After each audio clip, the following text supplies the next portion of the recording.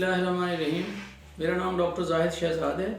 मैं urologist, reproductive and sexual health expert के तौर पे प्रैक्टिस करता हूँ।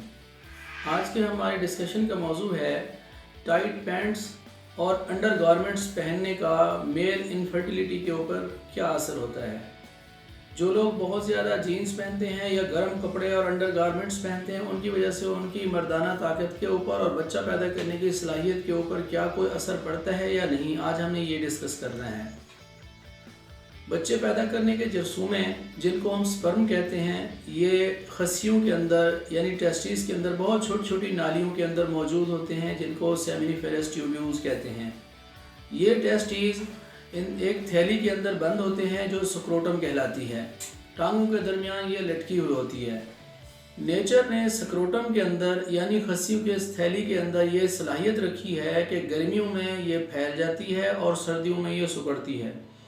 इसकी वजह स्क्रोटम के अंदर मौजूद एक मसल है जिसको डॉर्टस मसल कहा जाता है। और ये फैलने और सिकुड़ने का जो नेचर ने इसके अंदर खसूसियत रखी है, इससे क्या बेनिफिट है।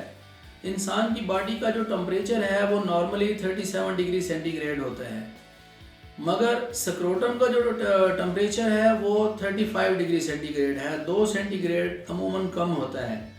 उसकी वजह ये है क्योंकि नेचर ने इन जरसूमों को बचाना होता है और ये स्पर्म जो है इनको लाइव रखने के लिए ज़रूरी है कि ये बॉडी टेम्परेचर से कम टेम्परेचर के अंदर मौजूद हों, क्योंकि बॉडी 37 डिग्री सेंटीग्रेड पे गर्म है और जो टेस्टीज होते हैं या स्क्रोटम होती है, इसका टेम्परेचर कंपैरेटिवली 2 सेंटीग्रेड कम होता है।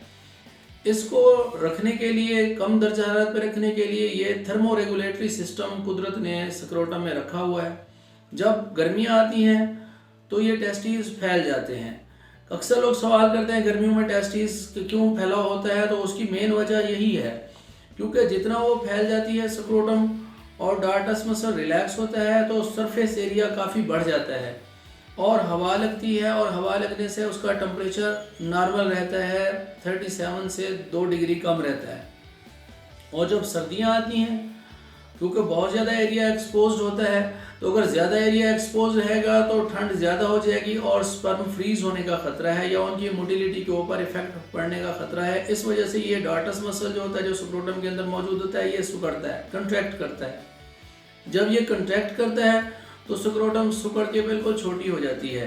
तो ये थर्मो रेगुलेटरी सिस्टम नेचर ने स्क्रोटम को दिया हुआ है और इस वजह से जरसूमे बेहतर रहते हैं।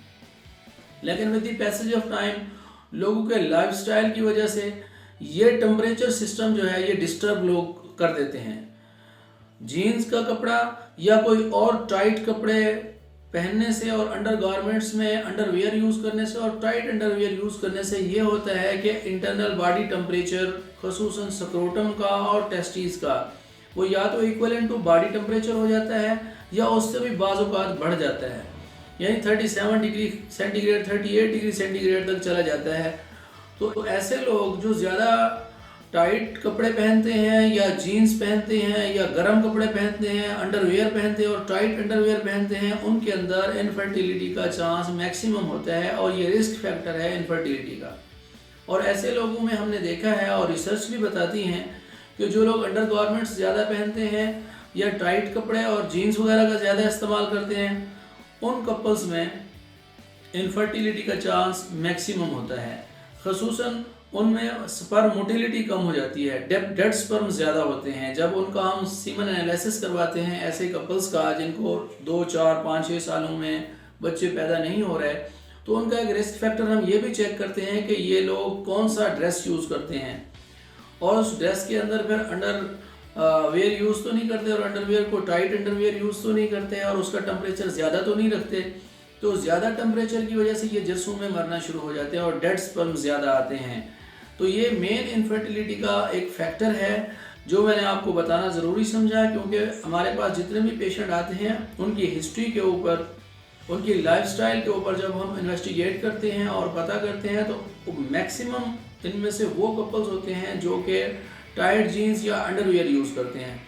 तो पहले ज़माने में लोग لوز ڈریس یوز کرتے تھے، دھوتی کا استعمال کرتے تھے یا لوز شلوار قمیض یا اس طرح کے لوز ڈریس پہنتے تھے، جس کی وجہ سے ایئر جو ہے آسانی سے پاس ہو جاتی تھی اور سکروٹم کا اور ٹیسٹیز کا ٹمپریچر جو ہے وہ نارمل رہتا تھا. اس وجہ سے بڑے لیٹ 60 70 80s تک بھی وہ فرٹائل ہوتے تھے.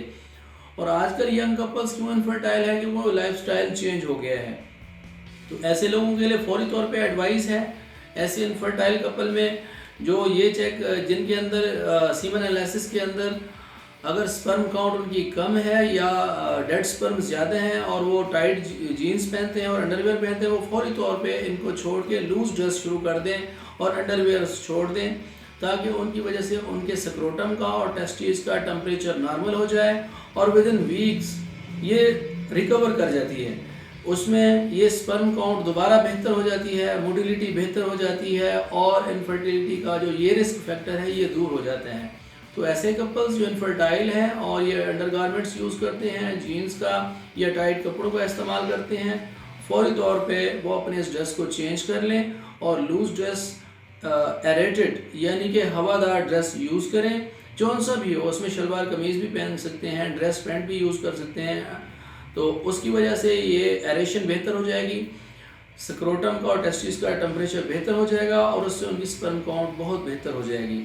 میرا یہ لیکچر ان انفرٹائل کپل کو بھی شیئر کیجیے اور باقی دوستوں کو بھی اویئرنیس کے لیے شیئر کیجیے تاکہ ان کی بھی معلومات میں اضافہ ہو اور ان کے یہ کنسیپٹ بھی بہتر ہو جائے کہ اس کی وجہ سے تاکہ وہ ٹائٹ کپڑوں کو پہننے گے یا بہت زیادہ گرم کپڑوں کا استعمال کرنے سے پرہیز کریں تاکہ ان کے اندر انفرٹیلیٹی کا یہ رسک نہ ہو. Thank you very much.